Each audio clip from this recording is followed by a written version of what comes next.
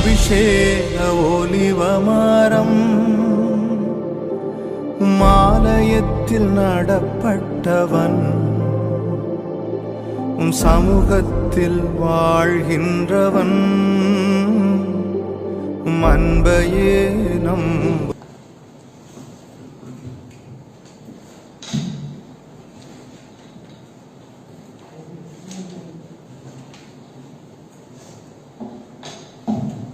ஹல்லேலூயா ஹல்லேலூயா ஹல்லேலூயா ஹல்லேலூயா. எத்தனை பேர் சந்தோஷம்? ஆமென். ஹல்லேலூயா.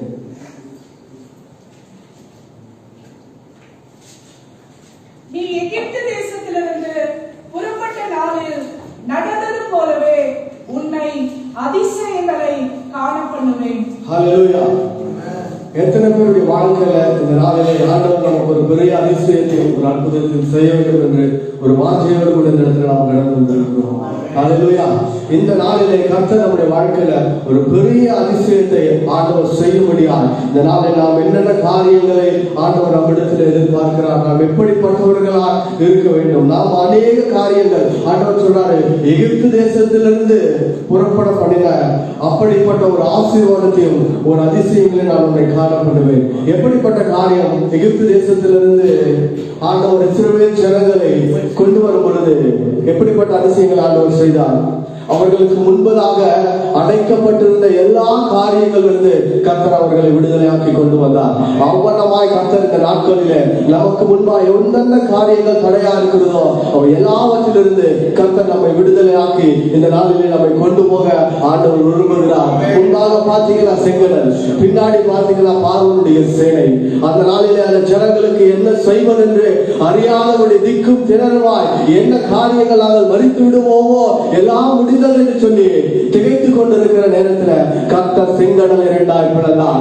இந்த நாளில எப்படிப்பட்ட சூழ்நிலைகளில இந்த காலைகளில் ஆண்டவருடைய சமூகத்தில் நாம் உலகத்தை விட்டு உலகத்தின் களியாட்டங்களை விட்டு தேவ சமூகம் எனக்கு முக்கியம், தேவனுடைய நாம மகிமைப்படும்படியாய் நான் அவரை ஆராதிக்க வேண்டும், அவரை மகிமைப்படுத்த வேண்டும் என்று சொல்லி இந்த காலைகளில் இந்த சபைக்கு மத்தியில அமர்ந்திருக்கிற நம்முடைய வாழ்க்கையில கர்த்தர் எல்லா தடைகளை அவர் உடைத்து போடுகிறது. இந்த காலைகளில் எப்படி அந்த நாட்களில் அந்த வனாந்தரத்தின் வழியில ஆகாரங்களை காளைகளை ஆண்டவர் எப்படி கொடுத்தாரோ எப்பேற்பட்ட தாகத்தோடு எந்த நிலைமையில கண்ணீரோடு கூட இந்த காலை வேளையில நாம் இந்த இடத்துல நின்று கொண்டு இருக்கிறோம் என்று உன் பக்கத்தில் இருக்கிறவர்களுக்கு தெரியாது, உன்னை அறிந்தவர்களுக்கு தெரியாது, ஆனால் உன்னை உண்டாக்கின கர்த்தருக்கு தெரியும். அந்த தேவன் இந்த காலை வேளையில உன்னை அதிசயங்களை காண பண்ணுவேன் என்று சொல்லுகிறவர் இந்த நாளிலே நமக்கு ஏற்றபடி எந்தெந்த சூழ்நிலைகளில நம்முடைய வாழ்க்கையில் அதிசயங்கள் வேணுமோ அவைகளில தேவன் நம்மை காண செய்கிற தேவன்.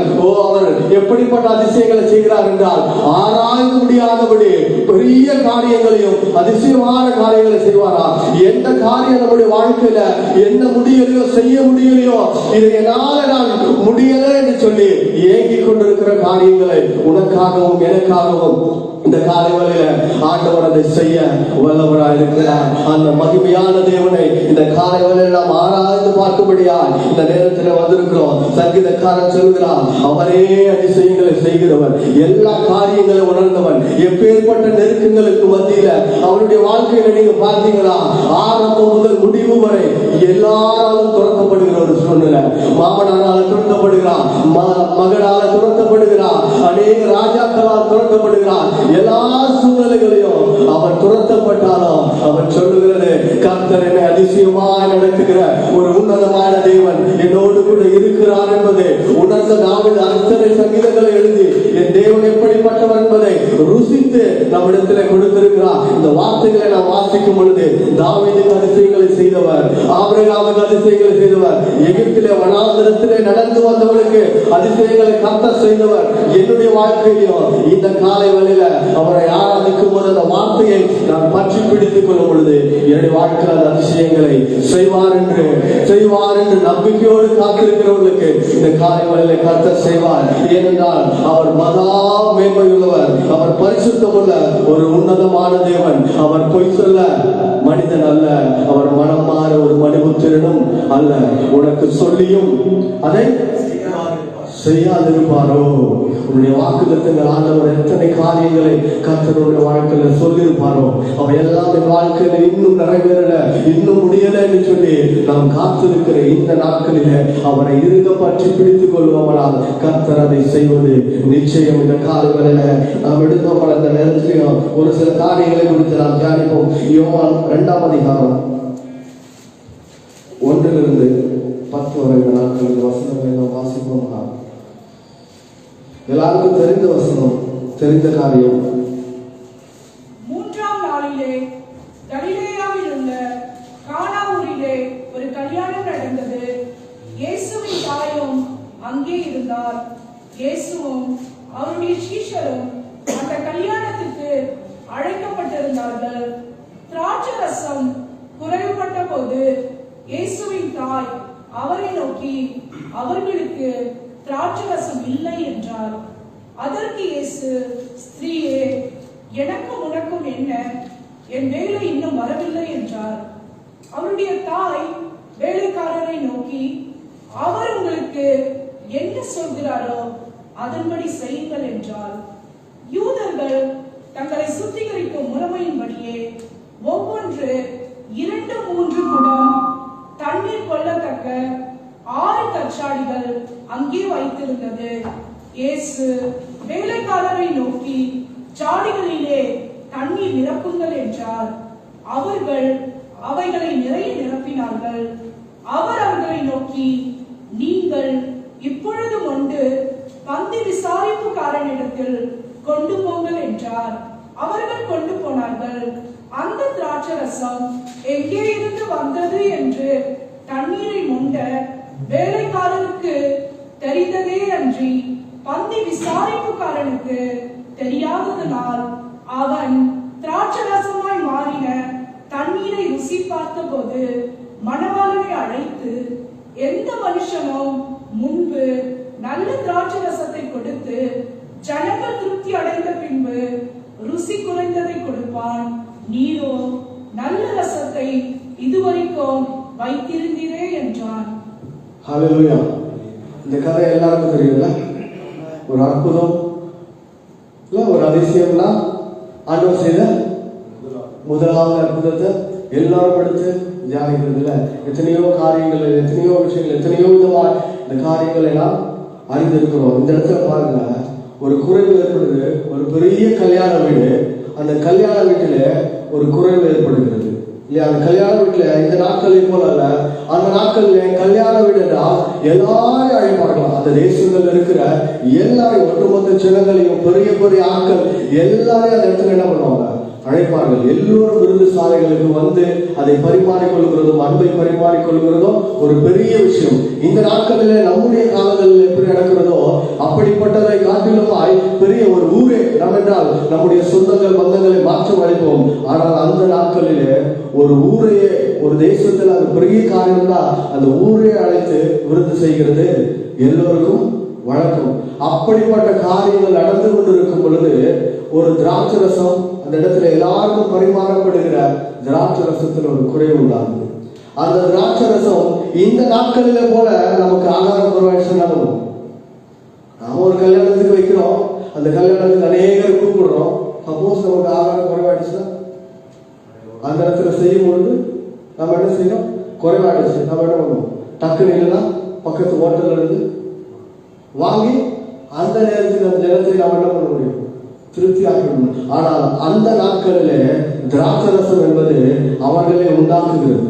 அநேக நாளாய் அதை வைத்து அது தன்னுடைய திருமணங்களுக்காக என்ன சுகபோகங்கள் நடக்கிறதோ அந்த நாட்களுக்கு ஏற்றபடி அநேக நாள் அதை என்ன பண்ணுவாங்க? செய்து அதை பதுக்கி வைத்து அதன்படியா அந்த திராட்சரசத்தை அவர்கள் எடுப்பாங்க. அந்த ஒரு சூழ்நிலை அந்த இடத்துல குறைவுபட்ட போது அந்த இடத்துல மற்றவர்களிடத்துல போய் கேட்டாலும் என்ன பண்ண முடியாது? அதை பெற்றுக்கொள்ள முடியாது. அந்த குறைவு என்பது அந்த வீட்டுக்கு மகா பெரிய ஒரு இழப்பு. அதாவது மகா பெரிய இழப்பு. அநேகரை அவன் கூட்டினா, ஒரு பெரிய ஆள் ஒரு திருமணத்திலே அநேகரை கூட்டாச்சு. எல்லாரையும் கூட்ட பின்னே பார்த்தா திராட்சரசம் குறைவுபடுகிறது. அந்த இடத்துல இயேசுவும் இருக்கிறார். அந்த அப்படிப்பட்ட ஒரு சூழ்நிலை அந்த குடும்பத்தில் இருக்கிறவன் தான் வெட்கப்படுகிற ஒரு சூழ்நிலை. எல்லோரும் தன்னை கேலியாய் நினைக்கப்படுகிற ஒரு சூழ்நிலை. அவனுக்கு என்ன செய்வது, இப்படிப்பட்ட சூழ்நிலையில என்ன செய்வது என்பது அவனுக்கு என்ன பண்ண தெரியல. ஏனென்றால் அந்த திராட்சரசம் குறைவுபட்டதென்றால் அந்த இடத்துல ஒரு பெரிய ஒரு அசிங்கமான ஒரு காரியம். ஏனென்றால் அவ்வளவு பெரிய இடத்துல ஒரு குறைவு, ஒரு மனுஷன் இத்தனை பேர் அழைச்சிட்டு அந்த இடத்துல குறைவுபட்டா அந்த இடத்துல பெரிய ஒரு என்ன பண்றது, ஒரு இழப்பு, ஒரு அசிங்கம். அவன் மேல் அவன் வைத்திருக்கிற அந்த மரியாதை, கௌரவம் எல்லாம் என்ன பண்ணும், அந்த இடத்துல இழந்து போகக்கூடிய ஒரு சூழ்நிலை. அப்பொழுது அந்த இடத்துல இயேசுவும் அவன் தாயாகிய மரியாளும் அந்த இடத்துல இருக்கிறாங்க. அவன் போய் மரியாதை இடத்துல கேட்கிறான். என்ன சொல்றான், எனக்கு இந்த மாதிரி ஒரு குறைவுபட்டுடுச்சு, இதுக்கு என்ன பண்றதுன்ற சூழ்நிலை எனக்கு தெரியல, என்ன காரியங்கள் நடக்கணுமோ என்பது எனக்கு தெரியல. இந்த இடத்துல என்ன காரியம் இருந்தாலும் என்ன செய்ய முடியாது, அதை திருப்திப்படுத்த முடியாது. இத்தனை ஜனங்களுக்கு மத்தியில் என்னுடைய சூழ்நிலை வெட்கப்படுகிற ஒரு சூழ்நிலைக்குள்ள நான் கடந்து போகிறேன் என்று சொல்லி மரியாதை சொல்றான். மரியாளோ அதை யார் இடத்துல வந்து சொல்றான், இயேசுவிடத்துல வந்து மரியாதை சொல்லுகிறார். அதற்கு இயேசு சொன்ன ஒரு வார்த்தை என்ன, அந்த வசனத்தை நாம் வாசிப்போம். அவருடைய தாய் அதற்கு இயேசு, ஸ்திரீயே, எனக்கு உனக்கும் என்ன வேலையும் வரவில்லை. அந்த ஸ்திரீயானவள் ஆண்டவரிடத்தில் சொல்றா, ஆண்டவர் ஏதாவது ஒன்று செய்வார் என்று சொல்லி இயேசுவை நோக்கி பார்க்க அந்த ஸ்திரீயானவள் போகிறார். ஆனா இயேசு சொல்றார் அந்த இடத்துல, ஏன் வேலை இன்னும் வரல, உனக்கும் எனக்கும் என்ன இல்லையா? இன்னைக்கு அநேக காரியங்கள்ல நாம் அப்படிப்பட்ட ஒரு சூழ்நிலையில நாம் உட்கார்ந்து இருக்கிறோம். அநேக காரியம், என் வேலை இன்னும் வரவில்லை, எனக்கு இந்த ஆசீர்வாதமும் இந்த அதிசயமும் இந்த அற்புதமும் என் வாழ்க்கையில நடக்கக்கூடியதான ஒரு வேலை இன்னும் வரவில்லை என்று சொல்லி இந்த நாட்களில அநேக நாம் உட்கார்ந்து கொண்டு இருக்கிறோம். மரியாதையிடத்துல ஆண்டவர் அதே காரியத்தை தான் சொன்னாரு, என் வேலை இன்னும் வரவில்லை. அதற்கு மரியாதை என்ன சொல்லியிருக்கிறோம், அதற்கு மரியாதை என்ன சொல்லியிருக்கிறோம், ஆண்டவரே சரின்னு சொல்லிட்டு போயிருக்கிறோம். அவவா இல்லையா, மரியாதை என்ன சொல்றோம், ஒரு இடத்துல எனக்கு இன்னும் அந்த வேலை வரல, அற்புதம் செய்ய எனக்கு இன்னும் வேலை வரலன்னு சொல்லும் பொழுது சரியா ஆண்டவரே என்று போக வேண்டியவள் மாறா என்ன சொல்லுகிறார், அந்த இடத்துல அடுத்த வசனத்தை வாசிங்கள். அவர் உங்களுக்கு என்ன சொல்கிறாரோ அதன்படி செய்யுங்கள் என்றார். ஹல்லேலூயா. என்ன அர்த்தம் அதுக்கு? ஆண்டவர் சொல்லிட்டாரே, வேலை இன்னும் வரல, நீ போ. ஆனால் மரியாளோ சொல்லுகிறார், அவர் என்ன சொல்லுகிறாரோ அதன்படி செய். எப்படிப்பட்ட ஒரு விசுவாசம் அந்நாட்களில் மரியாதைக்கு இருக்கிறது. என் தேவன் எந்த இடத்துல இயேசு இருக்கிறாரோ அந்த இடத்துல குறைவுபட அவர் விடாத ஒரு தேவன். ஹல்லேலூயா.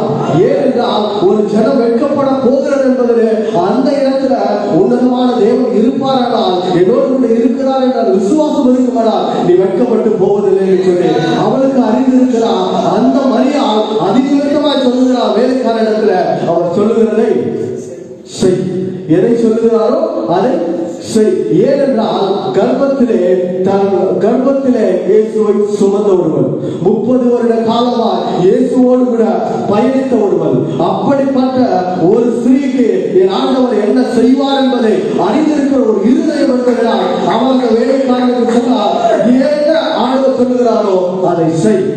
இந்த காலை வேளையில நாமும் ஆண்டவரை, உன்னதமான தேவனை நம்முடைய வாழ்க்கையில சுமந்து கொண்டிருப்போமானால் நாம் எங்கே நிற்கிறோமோ அந்த இடத்துல என்னுடைய வாழ்க்கையில் இருக்கிற குறைவை நிறைவாக்க ஒருவர் என்னோடு கூட இருக்கிறார், என் மத்தியில் இருக்கிறார், அது நிறைவாகும் என்கிற அந்த ஒரு நம்பிக்கை இந்த காலை வேளையில நமக்குள் இருக்குமானால் நாம் அதிசயங்களை காண முடியும். அதைத்தான் இந்த காலை வேளையில மரியா அந்த இடத்துல அந்த வேலைக்காரர்களுக்கு சொன்னார்.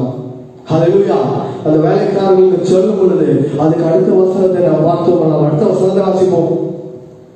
யூதர்கள் தங்களை சுத்திகரிக்கும் முறைமையின்படியே ஒவ்வொன்று 2-3 குடம் தண்ணீர் கொள்ளத்தக்க 6 கற்றாடிகள் அங்கே வைத்திருந்தது. இயேசு வேலைக்காரரை நோக்கி, ஜாடிகளிலே தண்ணீர் நிரப்புங்கள் என்றார். அவர்கள் அவைகளை நிறைய நிரப்பினார்கள். ஹல்லேலூயா. 2 வருஷத்துக்கு முன்னாடி ஆண்டவர் சொல்றாரு, என் வேலை இன்னும் வரவில்லை என்று. மரியா சொல்றா, அவர் என்ன சொல்றார் அதை செய். அதுக்கு அடுத்த 2 வருஷத்துல பார்த்தா ஆண்டவர் என்ன சொல்லுகிறார், சாடியை தண்ணீராலே நிரப்புங்கள். வேலை வரவில்லை என்று சொல்லுவார்கள். எப்படி ஆண்டவர் அந்த தண்ணீரை நிரப்பும்படியாக ஆண்டவர் சொன்னார் இல்லையா? எப்பேற்பட்ட சூழ்நிலைகளிலே அந்த இடத்திலே நீ இருக்கிறாய் என்பதை உணர்கிற ஒரு தேவன், உன் உள்ளந்தரியங்களை சோதித்து அறிகிற ஒரு தேவன், உனக்காக காலங்களையும் சமயங்களையும் மாற்றுகிற ஒரு தேவன். விசுவாசிப்பாயானால் எந்த காலம் இது என்னுடைய காலம் அல்ல, இன்னும் எனக்கு இது நிறைவேறல என்று சொல்லி நாம் அநேக காரியங்கள்ல ஏற்ற காலத்தில் ஆண்டவர் எனக்கு இது செய்வார் என்று சொல்லி நீ காத்திருப்பாயானால் உன்னுடைய சூழ்நிலைகளை அறிந்தவர் உனக்காக காலங்களையும் சமயங்களையும் மாற்றி அந்த அதிசயத்தை இந்த நாட்களிலே கத்த செய்ய அவர் வல்லவராக இருக்கிறார். அதைத்தான் இந்த நாட்களிலே நீங்கள் இதில் பார்க்கும் பொழுது இந்த முதலாம் அற்புதத்திலே மரியாளிடத்தில் அந்த விசுவாசத்தை பார்க்கலாம். அடுத்து மரியாள் சொன்ன வார்த்தையை இயேசுவோடு கூட அந்த தேவாதி தேவன் அந்த இடத்துல அந்த சீஷர்களுக்கு சொல்லும் பொழுது அவர்களிடத்திலே அந்த கீழ்ப்படுதலை பார்க்கலாம். எந்த இடத்துல ஆண்டவர் திராட்சரசங்கள் வேண்டும் என்று அந்த ஜனம் காத்திருக்கும் பொழுது ஆண்டவர் தண்ணீரை நிரப்ப சொல்றார். ஹல்லேலூயா. சம்மதமே இல்லாதபடிக்கு ஆண்டவர் தண்ணீரை நிரப்ப சொல்றாரு. அந்த வேலைக்காரர்களும் தண்ணீர் என்ன பண்ணாங்க? கொண்டு போய் அதில் நிரப்பினார்கள். அந்த நிரப்பின தண்ணீரை நிரப்பினது மாற்றமல்ல, அதுக்கு அடுத்த வசனத்தில் ஆண்டவர் சொல்லுவாரு, இதை கொண்டு போய் என்ன செய், எங்க ஊத்து, பந்தி சார்புல உட்கார்ந்து இருக்கிறவங்களுக்கு எல்லாம் கொடுக்க சொல்லி. இந்த நாட்களில் அந்த நாட்கள்ல திராட்சரசம் நம்முடைய ஒவ்வொரு காரியங்களுக்கும் ஒவ்வொரு பாத்திரம் இருக்கும். இந்த நாள்ல நாம தண்ணி குடிக்கிறது ஒரு டம்ளர் இருக்குது, பாயாசம் குடிக்கணும்னா அது ஒரு பாத்திரம் இருக்கு, ஐஸ்கிரீம் சாப்பிடணும்னா அது ஒரு காரியம் இருக்கு. அந்த நாட்களிலும் அப்படியே ஒவ்வொன்றுக்கு ஒவ்வொரு காரியம் இருக்கும். ஆண்டவர் சொல்றாரு, தண்ணியை கொண்டு போய் ஊற்று. வெறும் தண்ணீர், அதை கொண்டு போய் அதில் அந்த பாத்திரத்துல அவன் ஊற்றணும்னா பெரிய பாத்திரமோ இல்லை எல்லாம் ஒன்னா இருக்கிற காரியத்தில் வச்சா என்ன பண்ணாது தெரியாது. ஆனால் அதற்கேற்ற ஒரு பாத்திரம் அந்த இடத்துல இருக்கும் பொழுது அந்த இடத்துல ஊற்றுன்னு சொல்லும் பொழுது அந்த கீழ்ப்படுதல் அந்த இடத்துல இருந்தது, அந்த நம்பிக்கை அந்த இடத்துல இருந்தது. என் தேவன் ஏதோ ஒரு காரியத்தை செய்வார், என் ராஜா ஏதோ ஒரு காரியத்தை அந்த இடத்துல செய்ய போகிறார் என்கிற ஒரு நம்பிக்கை.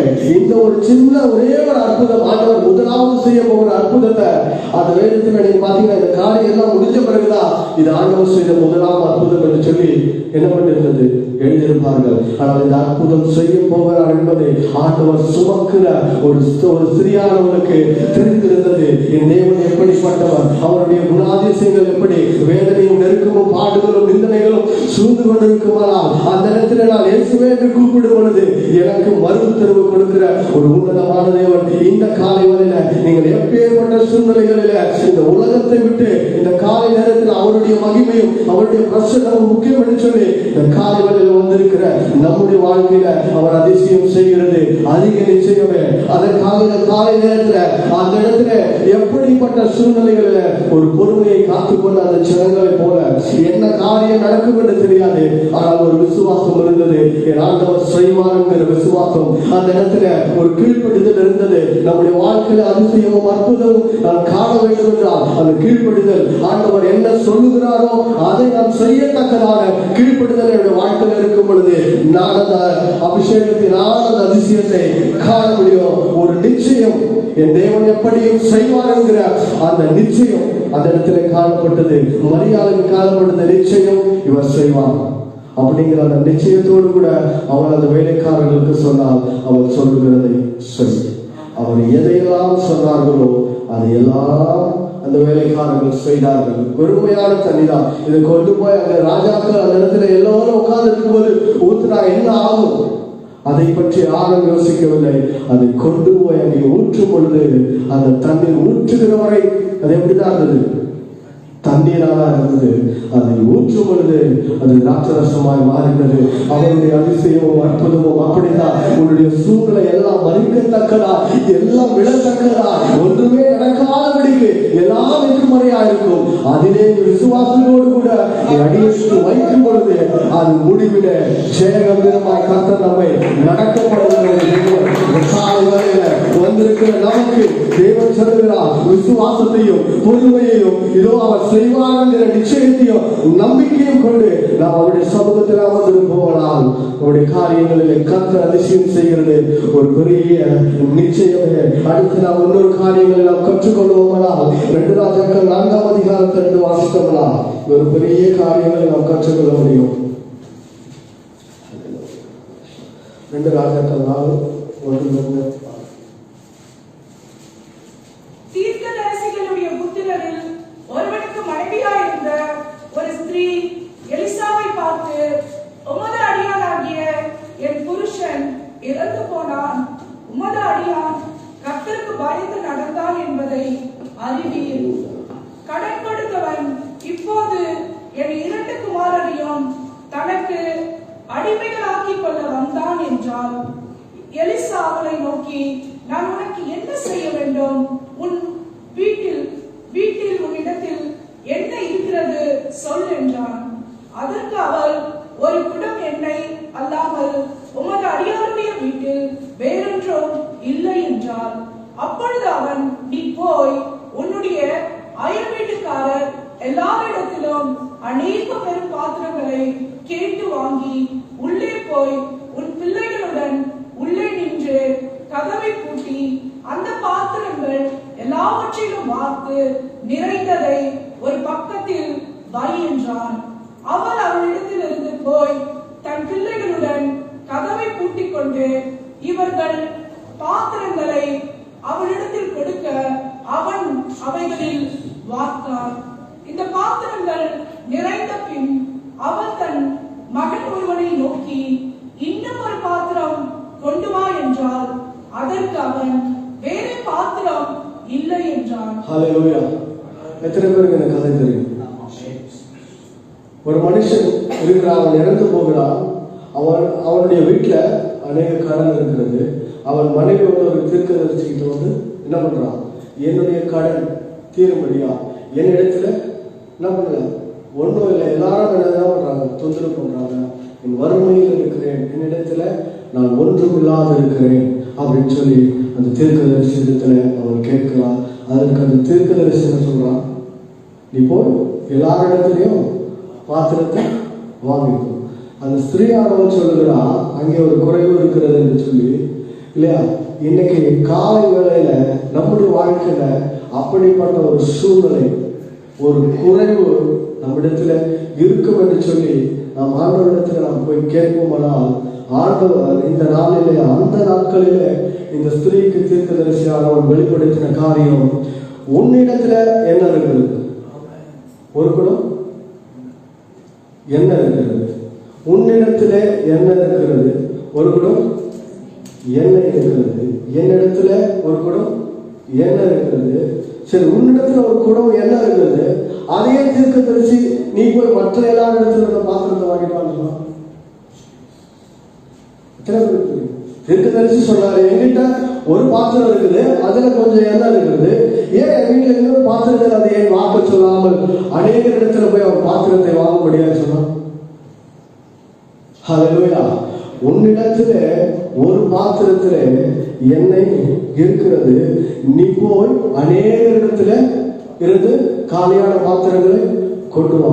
உன்னிடத்துல இருக்கிறதை நீ குறைவென்று ஆண்டவரிடத்துல போய் நின்றால், உன்னை காட்டிலும் பெருமையா இருக்கிற அநேகர் இந்த தேசங்களிலே உண்டு என்பதை இந்த காலையில் ஆண்டவர் சொல்லுகிறார். அதனால அந்த ஸ்திரீக்கு அந்த மனுஷன் சொல்றான், நீ போய் அநேக இடத்துல இருந்து என்ன பண்ணு, பாத்திரத்தை கொண்டு வா. கொண்டு வந்து அந்த இடத்துல வைத்து அந்த பாத்திரத்திலிருந்து அவர் ஊற்றும் பொழுது அந்த பாத்திரம் எல்லா பாத்திரங்களையும் நிரப்பினது.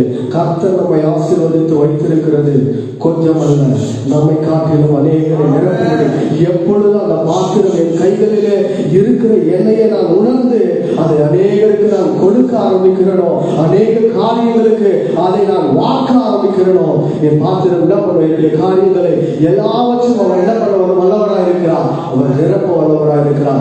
என்னை தேவன் ஆசீர்வதித்து வைத்திருக்கிறார். ஆசீர்வாதத்தை நான் குறைவென்று எண்ணிக்கொண்டு, நான் வெறுமை என்று எண்ணிக்கொண்டிருந்தால், என்னை காட்டிலும் இன்னும் குறைவுள்ள அநேக பாத்திரங்கள் அந்த இடத்துல இருக்குது என்பதில் ஒரு பெரிய சத்தியத்தை ஆண்டவர் அந்த இடத்துல இந்த காலையிலே நாம் அறிந்து கொள்ள முடியாது.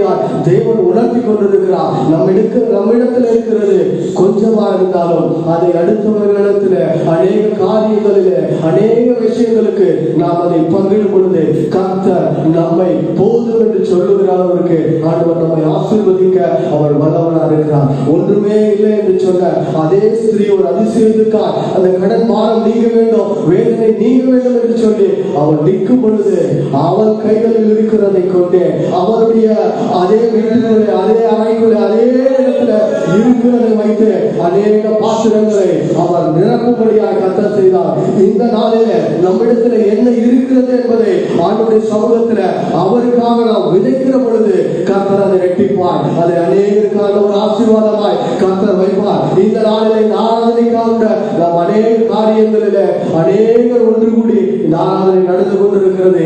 இதிலே கையிட்ட ஒவ்வொருவருடைய ஆசீர்வாதமும் அப்படிப்பட்ட காரியங்களால் அநேகருக்கு அநேக பாத்திரங்களுக்கு அது நிரம்பி வழியத்தக்கதாய் கர்த்தர் நம்மை ஆசீர்வதிக்க அவர் உண்மையுள்ளவராக இருக்கிறார். நம்மிடத்தில் இருக்கிறதை நாம் கொடுக்க ஆரம்பிக்கும் பொழுது கர்த்தர் நம்ம எப்படிப்பட்ட காரியங்கள் நடத்துவார்? அநேகருக்கு ஆசீர்வாதமாய் அதிசயமாய் எங்கே நான் இல்லை என்று போய் நினைனோ அதே இடத்துல வழிநடத்தக்கதான ஒரு ஆசீர்வாதத்தை ஒரு அதிசயத்தை கர்த்தர் நம்முடைய வாழ்க்கையில அவர் செய்ய வல்லவராக இருக்கிறார். என்னுடைய இருதயம் எப்பொழுதும் எனக்காய் செய்கிற அதிசயம் செய்கிற ஒரு தேவன் உண்டு என்பதை நான் என் இருதயத்தில் நினைத்துக் கொண்டிருப்பேனானால் அதனுடைய வார்த்தையின்படி நான் நடப்பேனானால் கர்த்தருடைய வாழ்க்கையில பெரிய அதிசயத்தை ஆண்டவர் செய்ய முடியும். எப்படி அவருடைய நாமம் உனக்காகவும் எனக்காகவும் தரிக்கப்பட்டிருக்கிறது. அன்று மேகஸ்தம்பமாய் கர்த்தர் இஸ்ரவேல் ஜனங்கள் வழிநடத்தினவர். இன்று தேவகுமாரனாய் இயேசு என்கிற உன்னதமான நாமத்தினாலே நீ எல்லாவற்றையும் பெற்றுக்கொள்ளத்தக்கதான அதிகாரத்தை கர்த்தர் கொடுத்திருக்கிறார். நாம் அவரிடத்தில் எதை எதிர்பார்க்கிறோமோ என்ன சூழ்நிலையானாலும் கர்த்தர் அதை நமக்கு தர வல்லவராக இருக்கிறார். யோவேலில் வாசிக்கிறோம் 2ஆம் அதிகாரம் 26ஆம் வசனத்தை வாசித்தோமானால் நீங்கள் சம்பூர்ணமாய் சாப்பிட்டு திருப்தி அடைந்து உங்களை அதிசயமாய் நடத்தி வந்த ஒரு தேவனாகிய கர்த்தருடைய நாமத்தை துதிப்பீர்கள் என்று சொல்லி யோவேலில் நாங்கள் வாசிக்கிறோம். நம்முடைய தேவன் அப்படிப்பட்ட தேவன். நமக்காக தன்னையே ஒப்பு கொடுத்திருக்கிறார்களால் இந்த சூழ்நிலை எல்லாவற்றையும் மாற்றி நம்மை அதிசயங்களை காணப்பட அந்த தேவன் உண்மையுள்ளவராக இருக்கிறார். இந்த காலை வேளையில எல்லா காரியங்களை விட்டு எல்லா சூழ்நிலை விட்டு இந்த நேரத்தில் நாம் ஆண்டவருடைய சமூகத்தில் வந்திருக்கிறோம். எத்தனையோ பேர் இந்த நாளிலே அவருடைய ஆராதனையில் பங்கு கொள்ள முடியாதபடிக்கு சூழ்நிலைகள் ஓரமாக இருந்தாலும் அவர் முன்குறித்த பிள்ளைகள் இந்த காலை வேளையில அவருடைய பிரசன்னத்தில் தேவன் கொண்டு வந்திருக்கிறார். கொண்டு வந்தது அவருடைய மகிமையை நீ காணும்படியால், கொண்டு வந்தது அவருடைய அதிசயத்தை வாழ்க்கையில நாம் காணும்படியால். எப்படி வெறுமையான தண்ணீர் திராட்சரசமாய் மாறினதோ, எங்கே நீ ஒதுக்கப்பட்டாயோ எங்கே நீ வெறுக்கப்பட்டாயோ அதே இடத்துல உன் தலையை நிமிர பண்ணி கர்த்தர் உனக்கான ஒரு அதிசயமான வழிகளை கர்த்தர் உண்டாக்குகிற தேவன். ஒரு புதிய வழியை நமக்காக கர்த்தர் உண்டு பண்ணி நம்மை கொண்டு போக அவர் வல்லவராக இருக்கிறார். இந்த நாளிலே இந்த இடத்துல வந்த நாம் ஒருவரும் வெறுமையாய் திரும்பி போகாதபடி அவருடைய அதிசயங்களை நமக்காக ஒரு வழியை நமக்காக ஒரு வாய்க்கால்களை ஆண்டவர் திறந்ததுக்குள்ளே நாம் ஜெயம் பெருமாய் நடக்க முடியாது. இந்த காலைகளை கர்த்தர் நம்மை கொண்டு வந்திருக்கிறார். அதற்காக தேவனை நன்றியோடு துதிப்போம். இந்த காலைகள் அப்படி நம் கண்களை மூடி அவருடைய சமூகத்துல நம்மை தாழ்த்தி அவருடைய பாதத்தில் இந்த வேலை எல்லா சூழ்நிலைகளிலே அப்பா எத்தனையோ பாடுகள் நெருக்கங்கள் வேதனைகள் அப்பா தகப்பனே எங்கள் வாழ்க்கைகளிலே கடந்து வந்த பொழுதும் இதோ சுவாமி நெருக்கப்படுகிற சூழ்நிலையில காலம் சமீபமாய் இல்லாத பொழுதிலும் கர்த்தாவே நீர் எங்களுக்காக காலங்களையும் சமயங்களையும் மாற்றுகிற ஒரு தேவனையா. இந்த சூழ்நிலையில இந்த காலை வேளையில இந்த இடத்துல நாங்கள் எவ்வளவாய் நாங்கள் கூடினோமோ என்னென்ன காரியங்களுக்காய் எங்கள் வாழ்க்கையில் ஒரு அற்புதங்கள் நடக்க வேண்டும் என்று சொல்லி அப்பா ஆண்டவரை நாங்கள் எதிர்பார்த்து இந்த இடத்துல கூடினோமோ அந்த காரியங்களிலே இதோ ஒரு புதிய வழியை ஒரு புதிய வாசலை ஒரு புதிய காரியங்களிலே என் தேவன் இந்த காரியங்களை செய்கிறதுக்காக ஆண்டவரே உமக்கு நாங்கள் நன்றி செலுத்துகிறோம். அதற்குரிய வழிவாசல்களை தேவன் திறந்திருந்ததற்காக அப்பாவுக்கு நாங்கள் நன்றி செலுத்துகிறோம். எங்கள் வாழ்க்கையில அதிசயங்களை காணப்படுவேன் என்று சொன்னவர் இந்நாட்களிலே நாங்கள் காணபடியால் எல்லா காரியங்களையும் மாற்றி தேவன் நன்மையை அளிக்கப் போவதற்காக உமக்கு நன்றி செலுத்துகிறோம். பிரசனத்துக்காக நன்றி சுவாமி. உங்களுடைய கிருபைகளுக்காக நன்றி அப்பா. எங்களை தாழ்த்துகிறோம், உயர்த்துகிறோம். நீங்க எங்களை பொறுப்படுத்த